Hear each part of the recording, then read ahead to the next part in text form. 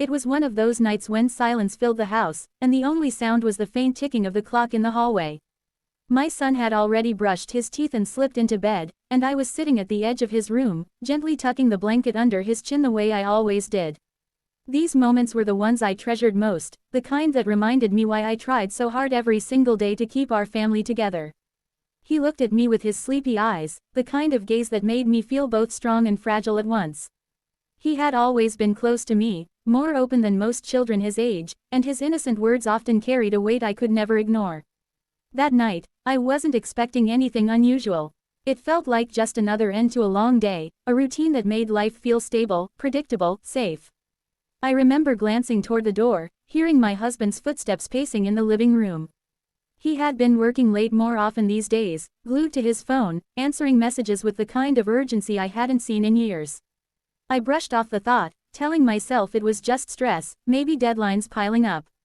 Still, somewhere deep inside, a tiny ache tugged at me, though I kept it buried beneath the comfort of seeing my son drift into sleep. His small hand reached out, grabbing mine tightly, as though he wanted me to linger a little longer. I smiled, leaned closer, and whispered that everything was fine, that he should rest because tomorrow would be another busy day. But children have a way of cutting through silence, of breaking through masks without even knowing what they've done. Just when I thought he had closed his eyes for good, he shifted slightly and whispered something that made my heart skip. His voice was soft, almost uncertain, but the words carried a sharpness that pierced right through me. I froze, blinking, unsure if I had heard him correctly. My son's late-night words were not the kind of innocent murmur I was used to. They carried a tone of observation, as though he had seen something I hadn't, as though he had noticed cracks in the world I thought was unbreakable. I squeezed his hand gently, forcing a smile to hide the sudden rush of unease that flooded me. He looked at me as though waiting for reassurance, and I nodded quickly, telling him to close his eyes, to sleep peacefully. But inside, my mind was racing. It wasn't the kind of thing a child would invent on his own.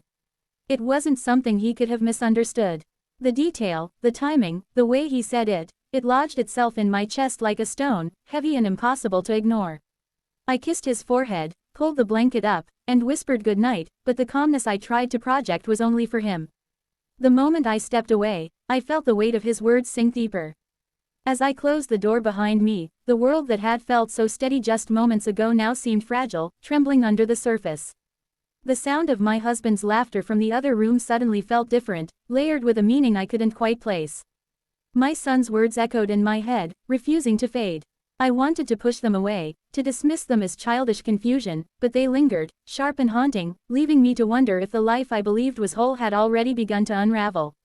That night, long after my son drifted into dreams, I lay awake, replaying his voice in my mind, each repetition cutting deeper, leaving me with questions I wasn't ready to face but knew I could never escape.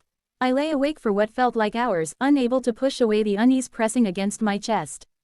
The night had become heavy, and every tick of the clock seemed louder, sharper. I wanted to convince myself that my son's words meant nothing, that it was just the way children sometimes mix up things they hear or see. But the way he whispered them, with such clarity, with that innocent honesty children have when they don't know the weight of their words, it was impossible to forget. I could still hear his little voice, soft but certain, like a truth I wasn't ready to accept. The next morning, I tried to shake it off. I told myself I was overthinking.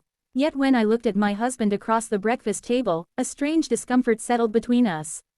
He was scrolling through his phone again, half listening, half nodding, smiling at something on the screen that wasn't shared with me. When I asked what he was looking at, he casually said it was work. His tone was relaxed, almost too relaxed, the kind of answer meant to end a conversation quickly. I nodded, pretending not to notice, but inside, my son's late-night confession came back to me with piercing clarity. "Mom, why does Dad always talk to that lady on the phone when you're not around?" I remember the exact way my son had said it. No hesitation, no malice, just pure curiosity. He didn't even understand the meaning behind it, but I did. And that was enough to leave me spiraling. I tried to tell myself maybe it was a colleague, maybe someone from work, but the way he phrased, "always," made my stomach twist. Children don't exaggerate the way adults do. They see things as they are, and they repeat them as they've heard or observed. That thought kept me restless, kept me scanning for answers I wasn't ready to find. Later that evening, I tried to ask my son more casually, like it was nothing. I smiled, brushed his hair back, and asked if he remembered what he told me the night before. He blinked at me, unsure why I was asking, and repeated it in the same innocent way. He added something that made me pause: how Dad sometimes stepped outside to take calls, and once, he even said a name my son repeated without hesitation. It was not a name I recognized. Not a colleague, not a family friend, someone else. I felt my throat tighten, a hollow ache spreading in my chest. I laughed softly, pretending it was nothing, telling him maybe he misheard, maybe it was just a friend. He nodded, satisfied with the reassurance, and ran off to play. But I stayed frozen, my mind unraveling. Every detail suddenly mattered. The late nights, the sudden secretive habits, the moments of distraction, the distance I had felt but refused to acknowledge. Now, through my son's words, they all seemed to connect in ways I wished they didn't. That night, when my husband came to bed later than usual, I lay still, pretending to be asleep. His phone buzzed once, twice, and though he silenced it quickly, I caught the faintest glow of the screen against the wall. My heart pounded, but I didn't move. I stayed silent, suffocating in the questions I couldn't ask. My son's innocent whisper replayed again, cutting through the silence, reminding me of the possibility I wanted to deny. By the time he drifted off beside me, breathing evenly as though nothing was wrong, I was wide awake, staring at the ceiling. A storm of thoughts raged inside me. Was it true? Was my marriage just an illusion I had been blindly protecting? I pressed my lips together, forcing back the tears, but the truth was already creeping into my bones. My son's voice had lit a spark of doubt I couldn't extinguish. And once doubt takes root, it doesn't let go. The following days blurred together, each one heavier than the last. My son's words clung to me like shadows, refusing to fade no matter how much I tried to distract myself. I began noticing things I had never allowed myself to see before, tiny details that suddenly felt impossible to ignore. My husband's phone never left his side anymore. Even when he went to the bathroom, it went with him. Once, that might have seemed normal, but now it carried a different weight. The way he tilted the screen away from me, the way he silenced notifications as soon as they appeared, everything seemed like a clue, a piece of a puzzle I didn't want to solve. At dinner, he looked distracted, chewing slowly while his eyes drifted to the glowing screen beside his plate. When I asked about his day, his answers were short, vague, the kind of replies meant to close the door on conversation. I smiled, nodded, and pretended not to notice the shift, but inside, every vague answer chipped away at the foundation I had built my life upon. I found myself studying him in ways I never had before. His tone when he spoke, the quick glances he made at his phone, the sudden softness in his voice when he thought I wasn't listening. One night, when he stepped into the shower, I held his phone in my hand for the first time. My palms were sweating, my heart racing so fast I thought I might faint. It was locked, of course. He had changed the password, something he had never bothered with before. That small discovery was enough to send a sharp sting through me. He didn't need to say anything, the lock itself was louder than any confession. I set it back down exactly where I found it, but I knew then that something had shifted between us, something unspoken but undeniable. My son, innocent as ever, kept adding threads to the web of doubt I was trapped in. He would mention little things casually, like how Dad once dropped him off at school later than usual because he had been talking to his friend outside the car. Or how he once overheard him promising someone he would see them soon. Each detail was small, but together, they formed a picture that haunted me.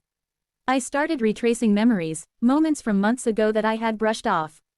The nights he claimed to be working late but came home smelling faintly of perfume that wasn't mine. The sudden urgency to step outside when his phone rang. The way he smiled at messages in the middle of the night. I had dismissed them as stress, as overthinking, as the result of my own exhaustion.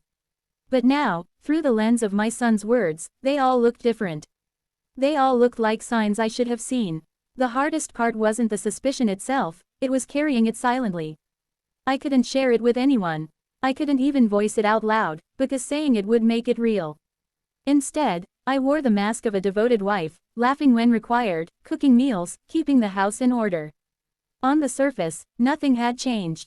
But inside, every smile felt forced, every laugh hollow.